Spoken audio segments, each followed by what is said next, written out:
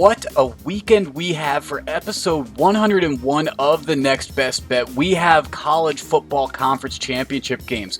We have NFL on Thursday, Saturday, and Sunday. And Brett, we're going to get to it a little later, but we have some amazing college basketball to talk about as well.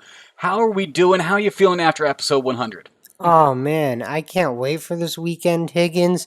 Thursday, Saturday, Sunday, football, college basketball up the wazoo, and all the college football championship games, Higgins. What a great weekend for us. Now, we improved from episode 99 to episode 100. Let's hope we improve again because you and I both went 500. Let's try to not have to pay that vig this time. I lost my Cleveland money line bet in a hectic game that we'll talk about more later. And J.K. Dobbins just barely edged out that player prop that I had. But my college basketball went pretty well. Marquette, I said that I didn't want to get greedy and take them on the money line, so I took them at plus 7.5. Maybe I should have gotten greedy because they won that game outright. And then Nevada minus 3.5 against San Diego. That was a close game. That was a tough one to watch, but Nevada was able to squeak out that spread as well. Yeah, and I lost the vig, Higgins, but I won my Levy lock, so I get to go first during that segment. So I really won. I think I'm the big winner here. Yes, except you would have pushed if it wasn't for the safety in that Cleveland Browns game. We'll talk about that a little bit more later. But if I were you, I would have been a little bit mad about that. I sent you a text wondering how you were dealing with that night. But the sharps on that game seemed pretty close to where it should have been. And that's what our Beginners Boulevard is going to be, is the sharp money wagered by sports bettors that a sportsbook operator respects. So sharp money often comes from large wagers placed by professional bettors. Think Mattress Mac with the Houston Astros with those $1 million bets and things like that. Or think professional bettors with Yahoo, ESPN, or any of these places that are now hiring professional sharps to give out picks on their airwaves. Actually, Higgins, really quick, Mattress Mac, he wouldn't be a sharp. He's Oh, yeah? just a guy that's got deep pockets. Good for him. Not all wagers are considered sharp wagers just because they're big money. Those sometimes they're just whales. They're not sharps. They're just whale bets. So you have to have a little bit of experience and a little bit of knowledge and a history of getting things right with the large wagers to be a sharp money guy. Okay. Yeah, can't just be a fan of the Astros. Although I guess he might have known something, right? Maybe he did know something. Maybe he did have a little bit of an inside ear or something. But let's talk about some NFL right now, Brett, because like I said, Thursday, Saturday, Sunday football. Let's start off with Thursday night. The Chargers versus the Raiders. Now, the Raiders are 3-point favorites in this game. It's going to be in Vegas. The over-under set at 53. And Brett, right now, I really do like the Raiders in this one. I mean, they're playing for more in this game. The Raiders are on the edge of the wild card, but they're on the outside looking in, so they really have to win each of these next three games to best their chance to get into the wild card right now. Meanwhile, the Chargers, they are out of playoff contention right now, so if anything, strategically, obviously no one wants to tank. Players don't tank, maybe franchises try to, but the Chargers are going to try to set up potentially for a draft pick, so maybe they're not playing as hard, maybe the play calls. You'll be punting in situations that it might be a fourth and short and you could go for it earlier this season like we would have been seeing. But the Raiders -3, I like them this game, even though I am high on Justin Herbert, and he has proved me right a few times this year. Well, the Raiders certainly need a win here, so they better be playing pretty hard. Henry Ruggs, though, I did see was on the COVID list, so that'll hurt their receiving core a little bit, but I'm with you, Higgins, on this one. Well, I'm not on it, but I like your logic on it, where I think the Raiders need this victory, so they're going to give it their best effort on Thursday night. And especially with the game at home, hopefully they'll be a little bit more comfortable with that and be able to get their win. Can I just Looking say at one sad thing about this game, Higgins? 3 years ago, this would have been San Diego versus Oakland. that's true. That is true. We got some new cities to talk about with that one. I'm very proud that we got those right and didn't Yeah, I accidentally let know. a San I Diego or an know. Oakland slip there. I know. So I had to bring it up and it just mentioned it. Like, wow. 3 years ago, they'd been playing in a much more dilapidated stadium of the Oakland Coliseum too, compared to their brand new facility in Vegas that looks just beautiful. Yeah, I mean, I'm sure they're very excited to get fans in that building next year. Absolutely. Let's move on to Saturday because, yes, we do have two games on Saturday. We have the Buffalo Bills traveling to Mile High Stadium to face off against the Denver Broncos, and we also have the Carolina Panthers traveling to Lambeau to face off against the Packers. Now, I'm going to stay away from that Panthers Packers game right now. That line's a little too high for me at -8.5 for the Packers.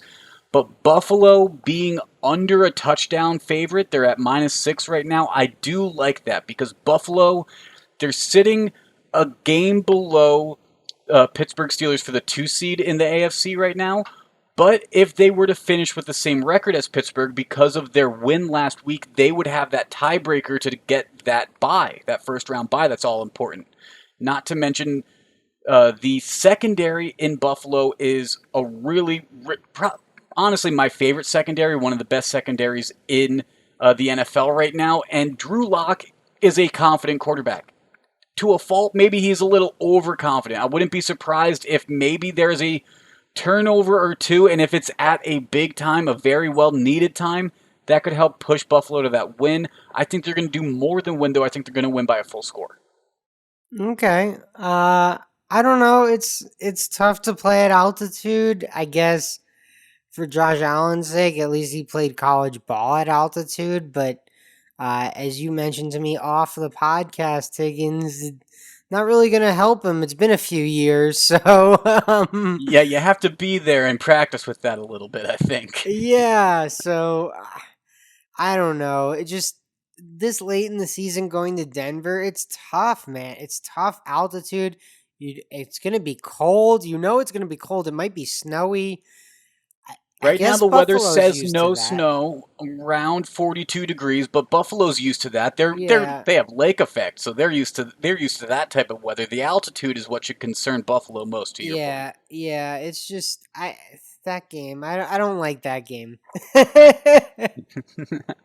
Well, then let's move on to Sunday into a game that you do like. All right, I'm down. We can go to the warm weather in Miami, Higgins. How about that? Okay, I okay. know A I'd be nice winter happier there. vacation. Not that Denver's a bad city, but a little party on South Beach, not too bad. That's what the Patriots hope to be doing. Uh, maybe Sunday night, stay an extra day. Bob Ooh. Kraft, maybe keep the plane down there an extra night. So New England +1 on the road in Miami.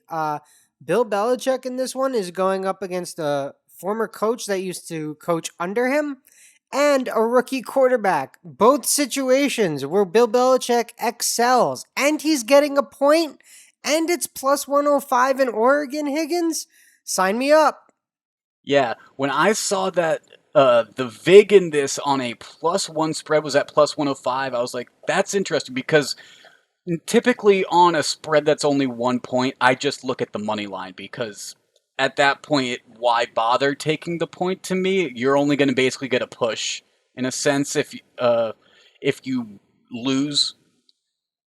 But +105 with New England, that would push me there to potentially take that compared to the +115 of New England on the money line. Yeah, just a little insurance in case Bill Belichick doesn't beat a rookie quarterback who's coached by a coach that Bill Belichick taught everything. So, I mean, you know, just play the odds on that one. Look at the percentages there, and I think you'll see Bill Belichick wins in those situations. I agree. Just like with Saban against coaches that come from him, Belichick does a very good job playing through against people he has mentored. Now, I'm going to be on a money line parlay this week, Brett. I picked 4 games with some heavy favorites. I didn't necessarily like the spread in all of these games. I mentioned how the Packers -8.5 was a little too high for me. Well, they're one of the 4 teams that's in this money line parlay. It's at +156 with the Colts, the Ravens, the Packers, and the Seahawks. The Seahawks, they're facing off against Washington, -5.5. Now, Washington does scare me a little bit. They've had a bit of the hot hand, but I think Seattle will control this pretty well. The Colts against the Texans. The Colts need some wins because the AFC South is still pretty tight and it's still anyone's division to win. The Packers against Carolina. Carolina's one of the worst teams in the NFC right now. I think the Packers should handle that. And then when you look at the Ravens, and the Ravens are playing against the Jaguars -13. I don't know if I want to bet two full touchdown spread against Minshew Magic, who I heard is supposed to be starting again this week. So I'm going to stay away from the spread and stay away from any magic that might happen to that spread. But I do still think Lamar Jackson and crew are going to get that win, so I'm going to take that money line. And at plus 156, I'm okay with that for 4 teams. Yeah, I mean, you make a great point with that Minshew magic right there, and that's a good spot to take the Ravens money line when you find three other teams that you're comfortable betting the money line with. Yeah, I'm trying to limit myself on some parlays. I'm trying to diet on them, but one every once in a while for dessert isn't too bad, right? Cheat day. Cheat day, absolutely, Well, absolutely. Higgins, I've been hammering the drum on your New York Giants all season. I faded them stupidly one game in Philadelphia. I shouldn't have done that. I thought the Eagles were getting healthy. It was a mistake. But I'm fading them again here as dogs. I'm taking Cleveland -5, and I'm actually part of the reason I'm taking this is because of another bet I made separately from the show, but I made it while I was producing my day job show. Kevin Stefanski right now is currently plus 1100 on a certain sports book in New Jersey. No free ads, right, Higgins? No But free ads. uh, a certain sports book in New Jersey that he's plus 1100. I threw $5 on that for Coach of the Year. Because honestly, I think the Browns' turnaround's been really impressive. And in order for that narrative to hit, the Browns need to keep winning. So they better fucking beat Colt McCoy on Sunday, Higgins, by more than 5 points. Well, I think Stefanski has made Freddie Kitchens look rather poor this year, working with a lot of the same offense. Freddie Kitchens will be on that opposite sideline for the Giants as well, so a little bit of a reuniting with his old former team. We'll see how that works for Freddie Kitchens and the Giants. I'd be a little cautious. I mean, obviously, as a Giants fan, I'm a little bit jaded here, but the Giants are 8-5 against the spread. Cleveland's 5-8 against the spread this year. So one of these teams is a little bit more successful against Vegas in the books than the other team. However, the Browns, even though they lost on Monday, they played really well, and Cleveland should be really happy with where the ceiling is for this team because I don't think they've reached it yet. I just have, and maybe I shouldn't because you gave me the numbers 8-5 versus 5-8 against the spread, but I feel like Cleveland is in a better spot coming off that game than the Giants are coming into this game with Colt McCoy, with a banged up Daniel Jones, banged up in the backfield. So I just like the spot for Cleveland getting less than a touchdown. I'm going to be on that one. Now, there is one other connection between this for you, Brett. Colt McCoy, who's probably going to be starting for the Giants. I mean, Daniel Jones has a leg injury. It's a different leg injury than the hamstring injury that he had the other week. Colt McCoy was drafted and played 3 seasons at the start of his NFL career for the Browns. Oh, see, I thought you were gonna go with the little Texas OU rivalry with Baker versus Colt, but I mean, that works too. That works yeah, too. but lots of mixed feelings in this one for both these teams. Yeah, some interesting connections though in this Giants Browns game. I'll be very entertained to watch it. I'm going to keep my money away from it though, so I can just be a pure fan and enjoy the game. Hopefully it is something to enjoy, and it doesn't just result in the Browns scoring 40 points like they did on Monday, and then holding the Giants to not very many. But You're there on is more, one yeah. more game that I'm on, and that's going to be what I think is absolutely the game of the week.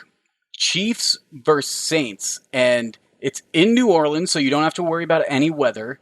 It's going to be Mahomes, who's trying to lock up that top seed in the AFC, with New Orleans, who is fighting to keep their bye and is tied right now with Green Bay with the same record atop the NFC. So they're fighting for some home field advantage potentially as well. And you know what? I think that just screams over. So I'm taking over 51 and a half here. And if you look at the history of how these teams have played, the over under has hit so far for these teams. For New Orleans, it's hit 8 times and they've lost 5. And for Kansas City, they've hit 6 times and lost 7. So I'm going to balance that out. And there's a slight edge that the over should be hitting because even though Kansas City is 6-7 on the year with hitting overs, their average over underline, they are at plus 0.62 because when they hit the over, they've hit it by enough that they have bumped that average up above the over. Yeah, I mean, Higgins, my advice to you would be if you like that 51.5 right now, with Taysom Hill potentially starting, I would take that line now because Mm-hmm. as soon as they announce that Drew Brees is in, if he is in, I'm not trying to break news. If they announce that Drew Brees is in, I think the spread drops here a little bit. I think the over under maybe increases a little bit, maybe 2 points. So maybe it's, New Orleans +1 on the road. Maybe it's 53.5. So I think we could see line movement in this one depending on if it's Breeze versus Taysom Hill out there. And it's just to muck up the waters a little more. Somehow Jameis Winston got in the starting conversation for 2021 with the Saints. I don't know. Sean Payton mentioned that in a press conference this week. I was like, oh, great. Taysom Hill lost the game, so now let's throw Drew Brees potentially coming back. Let's throw Jameis Winston potentially coming back. And let's give gamblers no idea what's going on in that quarterback room. Well, the latest that I saw was Drew Brees has gone through workouts and tried to see if he's ready for this week, but he doesn't quite have his full range of motion still.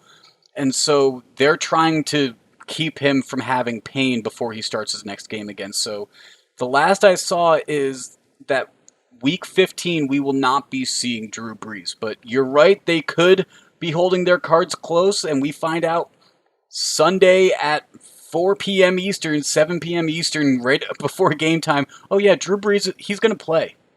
And especially since it's in New Orleans, you don't have to worry about, wait, Drew Brees traveled with the team or any of this. Drew Brees, he lives there. He's going to be at the game. It's just whether is he going to be up in the press box or will he by chance suit up? Yeah, I mean it's a 4 o'clock kick, so you should know by hopefully 3 o'clock. But yeah, I mean fantasy gambling, it's definitely a story to follow. The Chiefs versus Saints is going to have a big impact on a lot of these fantasy championships that are going on this week.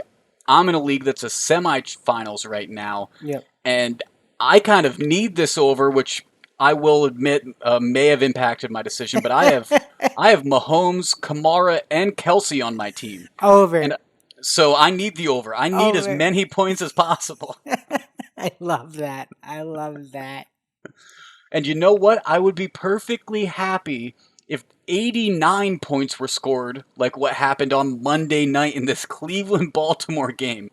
And 35 of those points, Brett, were scored in the fourth quarter. I mean, Baltimore played this game very well. They controlled the first 3 quarters, but the Browns were able to stick around rather well. And then in the fourth, it just became chaos. It became an amazing back and forth display. I mean, Rashard Higgins, who in the first quarter had back to back fumbles on receptions that luckily were not turnovers, but Baker Mayfield did not lose faith in him, threw him a touchdown pass to start off the fourth quarter. They went for 2, got it. Then the Browns score another touchdown and take a 35-34 lead over Baltimore, and all of a sudden Cleveland has their first lead of the game. How about that? The Browns back from the dead. But then Trace McSorley is in at quarterback, Brett, because Lamar Jackson is back in the locker room. But oh no, Trace McSorley goes down with a knee injury, and there's no quarterback on the sidelines because RG3, he's on the IR, and Lamar Jackson was getting an IV or if you looked on Twitter, he was pooping. So what do you think? I think it could have been both. You think it could have been both? Okay. I, I don't think it was cramps. Um, I I've had cramps. I've run differently. But I you mentioned to me, you pointed out that there was some tape on his arm, so probably both. I think that's fair, Higgins. Well, I mean, diarrhea does dehydrate you, so you would need an IV if that were the case. So maybe it is the best of both worlds, but regardless, it didn't affect Lamar Jackson because he comes out literally right as Trace McSorley's injured. You see Lamar Jackson running down the tunnel, and it cuts to commercial, and next thing you know, he just grabs his helmet and he's ready, and just immediately throws a 44-yard touchdown pass to Hollywood Brown, who's honestly, up until that point, had a really difficult game. He had one reception, had dropped 3 passes, but he makes up for it right there by making an amazing catch. You see how focused he is on making sure he doesn't drop that ball because of the 3 misses earlier in the game. Goes on, scores the touchdown. They go for 2 to grab a 7-point lead, but there was too much time on the clock because you left Baker a minute and 51 seconds. Yeah, I mean, we would think, right? Yeah, I mean, you try to run out the clock the best you can in those. I mean, clock management within those 4 minutes, you want to try to give as little time to the next quarterback as Right. possible, and that's what you would have expected was told to Baker Mayfield.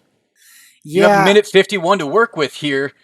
Don't be afraid to use the time. You also have 3 timeouts to work with. Don't be afraid. But 4 plays, 75 yards, and only 47 seconds left, and 47 seconds in a drive, and Baker Mayfield and Kareem Hunt scores a touchdown, ties up the game at 42-42, and you leave a full minute on the clock for Lamar Jackson, which you know is just way too much time. yeah, especially the way both these quarterbacks were playing in this one, Higgins, like, you knew it was whoever had the ball last was going to win. And it really, to your point, like a minute 59, well, too much time. 47 seconds, well, that's probably going to be too much time too, Higgins.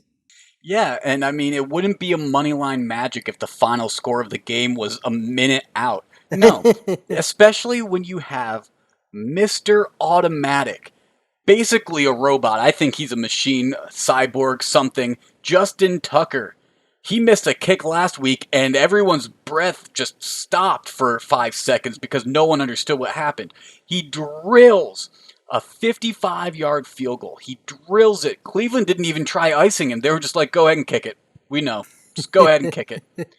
Drills it right down the middle. And then Cleveland has 2 seconds left on the clock. The score is 3. The spread is 3. I know. And then chaos ensues. And Brett, since you were on Cleveland plus 3, do you want to say what happened next? Did you heard I was on Cleveland plus 3? Oh great. I had no idea. I was so yeah. Well, It was not so a great safety, Higgins. It was not a great safety. Looked bad the whole time. You kind of, I think you even said it too. Like, you just felt it. You just felt it. It was gonna happen the whole way. You just knew, oh my God, these guys are gonna ruin it for me. They're gonna ruin it for me. They did it. They ruined it for me. I don't know if you're on TikTok, Brett, but there's a sound that is trending on there that just goes, oh no, oh no, oh no, no, no, no, no. And that was what was running through my head as you just saw pitch back after pitch back after pitch back. And they were never gaining any yards. They had Go 20 the other yards. way. Go the They, other they just way. they just kept backing up and backing up and backing up. And sure enough, a safety. Ravens win by 5, and the sports betting world just went nuts. Yeah, I mean, honestly, it's a bad beat. But that's one of those that, like, I bet the UCLA USC game, and I was on the USC side, so you win some, you lose some. Like it Yeah. just happens, and such is life. But some books were giving out some refunds after that one. Higgins, did you see that? FanDuel was giving out refunds for the bad beat. What do you think about that?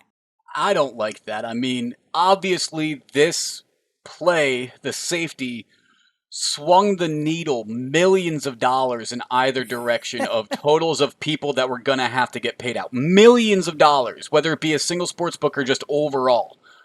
Millions of dollars was decided on this. And for a sports book to say, no, that wasn't fair, we're going to pay it back. What do you mean it wasn't fair? There was time on the clock. There wasn't a foul that was missed. I mean, there was nothing that the NFL afterwards apologized for and said should have been called by the refs or anything like that. What what is the reasoning to give money back? That's just the way the cookie crumbles sometimes. You'll lose in chaos like this. Well, I guess side note, we should all just bet on FanDuel and try and get these bad beat deals. Maybe that's the way you got to go. And I mean, maybe maybe you take that money that you get back and you go spend it at Fanatics, because today's episode is brought to you by Fanatics. Fanatics is the world's largest collection of official fan gear from all the leagues, teams, and players you love. If you enjoy our show and are looking to buy a new jersey, sweatshirt, or hat, you can support us by going to podgo.co/fanatics and getting 25% off your next order. That's podgo.co/fanatics. Fanatics officially licensed everything. And Brett, there could be some last minute shoppers that are still looking for that perfect gift. Might not be a bad spot to get 25% off your order. Oh man, I might go check that out right now. Just get some new Mets gear for the season because Steve Cohen's gonna buy me a championship, and I want to make sure I'm dressed to the toes. What? Not going to get a Jets jersey? Not going to go buy in No, early on the Trevor Henry Lawrence? Ruggs. I'll get my Henry Ruggs jersey because he answered Okay. my Hail Mary prayer. Well, let's talk about some college football, because with some conference championships on the line, we may see some Hail Mary prayers this weekend, Brett. Starting on Friday, where we have the Conference USA Championship between UAB and Marshall, and we also have the MAC Championship going on in Detroit between Ball State and Buffalo. Now, Brett, some of these championship games are being held at a home facility, so it's not going to be at a neutral site. But the MAC, you were talking to me before the episode, you like that the MAC is staying with the neutral site. Yeah, I mean, I stand by this take, Higgins. If the MAC can do it, the most important conference in all of college football, they get us through our Tuesdays, they get us through our Wednesdays. We owe everything to the MAC. They're a real team player. Yeah, exactly. Hey, thanks for playing on Wednesday night. No one else wants to do it, but we need football. So the MAC's the best, and if they can play at a neutral site for their championship, these other conferences can too. Like it's not like the MAC's a Power 5 conference, but Ford Field's Pac-12, who's also playing on Friday. Ford Field's been a great host for the MAC championship. I'm upset there probably won't be any fans there this year, but UB baby going to go represent New York State really well in this one, I think.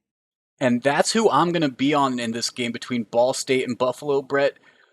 Buffalo at minus 13.5. I mean, we said this throughout the episodes. You've said it multiple times. Buffalo is the favorite to win the MAC. They've shown it throughout the year. They've rolled over a lot of their opponents. They're 5-0, whereas Ball State, they're 5-1, almost 4-2, with a weird ending to last week's game against Western Michigan. We'll see how they get over that chaos in general. But Buffalo, they're 13.5-point favorites, so 2 touchdowns.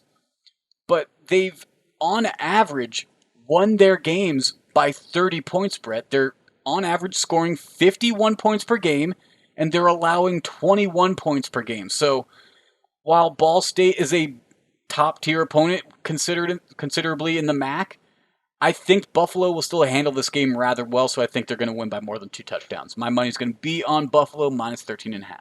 Honestly, Higgins, I'm totally on your side on this one. The only reason I don't think I'm going to bet this game is because there is so much great college football this weekend and college basketball.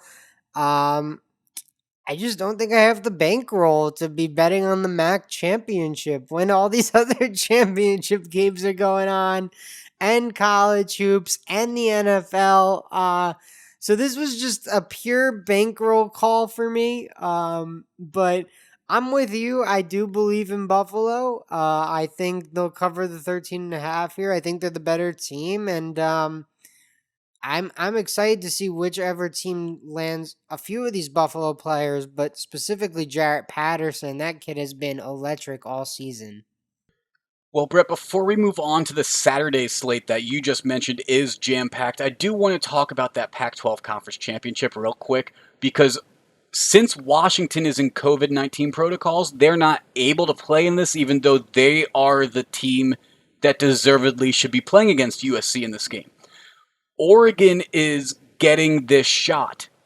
I don't think they should. I don't think they deserve it. And honestly, I think this is when the Pac 12 should throw their divisions out the window and you take the two top teams, which would be USC versus Colorado, the only two ranked teams in the Pac 12 right now. Now, yes, they have already played this season, but I'd like to see that game again. I would have much preferred that than seeing Oregon versus USC. And I don't know, I'm staying away from this game, but somewhere deep in the pit of my stomach, I feel like the Ducks are going to win this game and they're going to get to say they were Pac 12 championships or champions, even though they didn't necessarily deserve to be in this game to start. just the unrightful champion. That's been your take all year. You don't want Notre Dame to win an unrightful championship. You don't want Oregon to win the unrightful championship. It's based on principle. So you And gotta just, be. You better be rooting against Ohio State, who got the free pass. I don't like that Ohio State's getting the free I pass love either. it, Higgins. Just hate on everyone, Higgins. Hate Well, on everyone. and you brought up Notre Dame. I'm betting against Notre Dame. Clemson minus 10.5 here in the ACC championship game. Now, yes, Notre Dame did beat Clemson in the first matchup of this, but you know who there wasn't? Was Trevor Lawrence. He was in his coronavirus protocol. So DJ Ugalalale, I did not pronounce that right, but DJ started No, that I game, was pretty close. I think. Maybe I'm wrong. I don't know. I'm sorry, DJ. but DJ threw for over 400 yards against Notre Dame's defense. You don't think Trevor Lawrence can do that?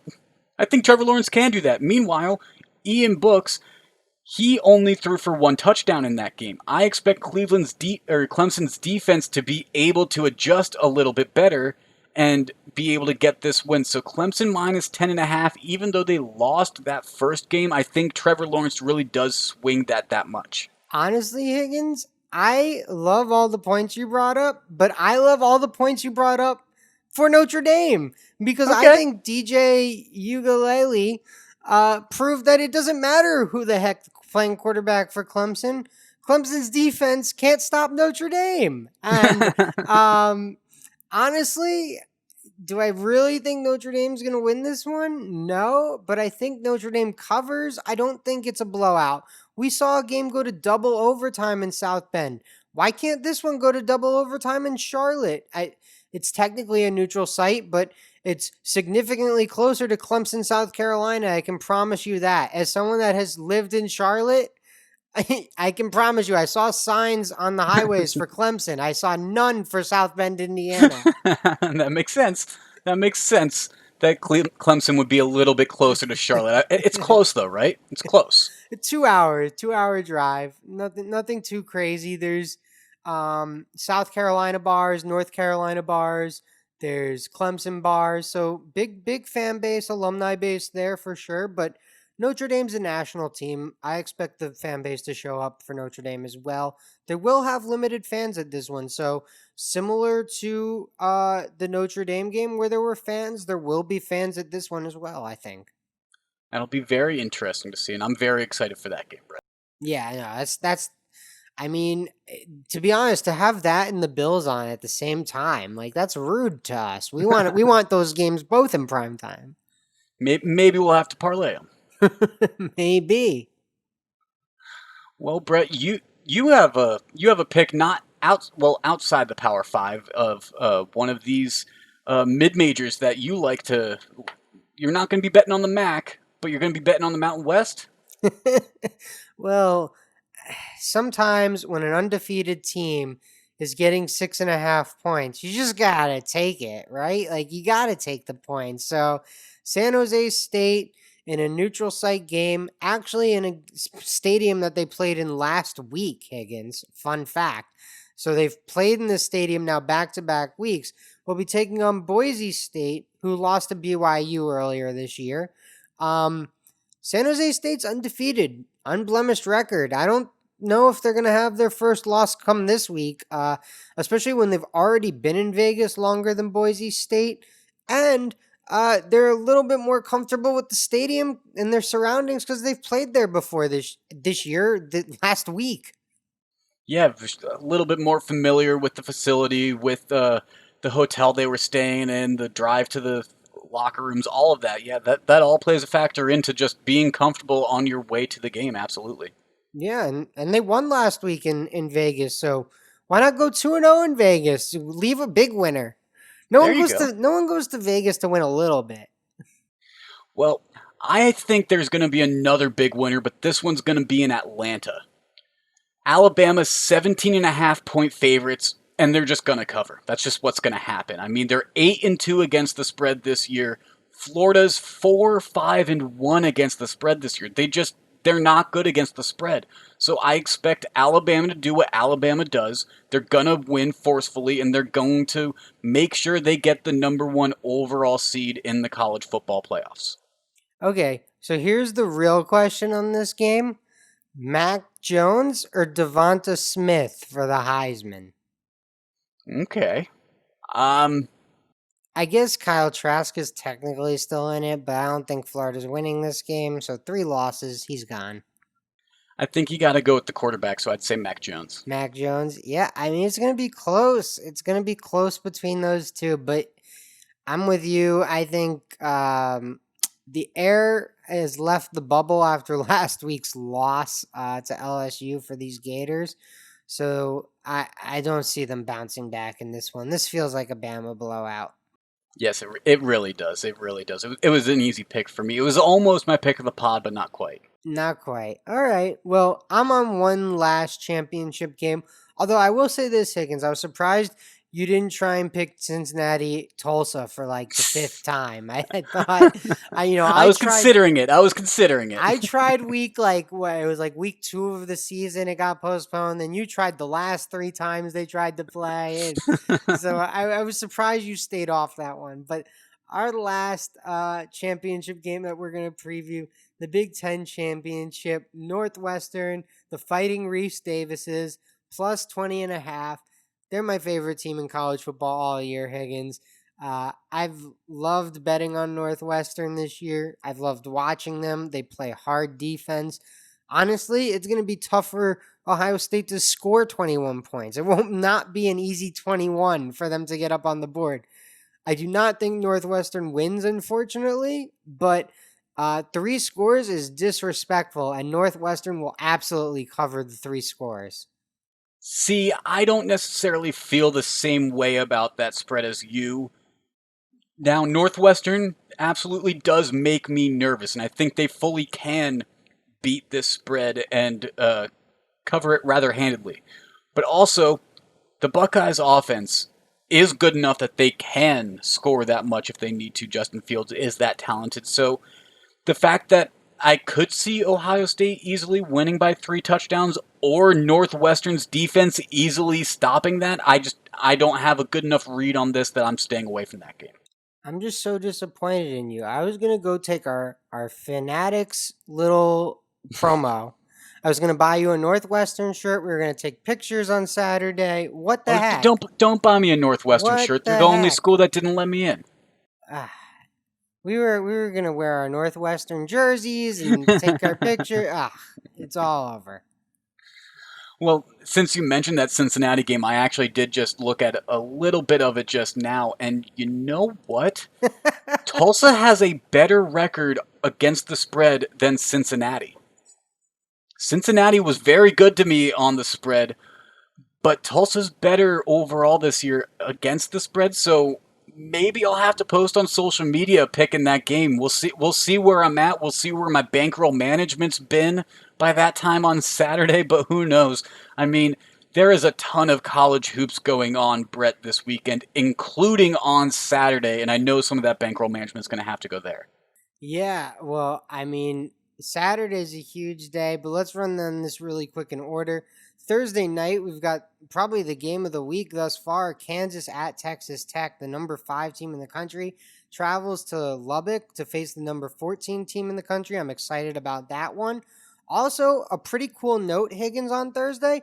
NC State travels to St. Louis. That game was scheduled 2 days ago as an emergency game, like kind of a, hey, we have an opening, you have an opening, let's get together and play. So props to those two teams, two very competitive teams getting together on quick notice on a Thursday. And then moving over to Friday, super quick, a game that I'm intrigued from the A10, Davidson and Rhode Island. I mentioned St. Louis, but Davidson, Rhode Island, also competitive teams in the A10. Look forward to seeing that. And BYU travels to San Diego State, currently ranked number 18 in the country. So some good games during the week too, Higgins. Hey, NC State and St. Louis, 2 days notice, good for them. That reminds me a lot of BYU and Coastal Carolina with the college football, and there's been a lot of calls for some of these setups like this in both college football and now in basketball. If you can make the games work, make it work. Just as long as the safety is a priority, is my main concern. Yeah, definitely safety is our number one concern. Well, you mentioned the big college basketball Saturday, so I don't even really know where to start. I guess if we're talking about basketball, you have to start in Indiana. So we'll start with Butler versus Indiana. That game is going on. I don't know what it is. I'm going to call it Conseco Fieldhouse. It's probably called something else now, but that's when Reggie Miller was playing there. It was Conseco Fieldhouse. So that's what it'll always be, where the Pacers play. Iowa, number 3, versus Gonzaga on a neutral site as well, Higgins. How about that for a matchup? Why is that on a college football championship Saturday? I'll never know, but I will be tuning in. I promise you that. That will find a screen in my living room. I feel like that's the game that you were supposed to start Saturday with is 1 versus 3 compared to two unranked games. I understand going through Indiana is going through Indiana, but that game's actually at Bankers Life Fieldhouse. They've got a sponsor now. It's Bankers Life. Bankers Life. Yeah, okay. Bankers Life. I apologize to Bankers Life. um, yeah, there's a saying in Indiana, Higgins, in 49 understates is basketball, but this is Indiana. So I felt like it was only right to do that, but you're right. Number 3 versus number 1, that's the game of the day, no doubt about it. Although Louisville would try and argue with you that number 23 at number 12, a true road game, might be a bigger game on the college basketball slate. I'm going to say no. I'll still take 3 versus 1, but Louisville traveling to Wisconsin's a good one. North Carolina and Kentucky meet, a battle of traditional blue bloods. Purdue, Notre Dame, the other game in the battle of Indiana schools. UCLA, Ohio State, Virginia, Villanova, Arizona, Stanford. Just a heck of a slate on Saturday, Higgins.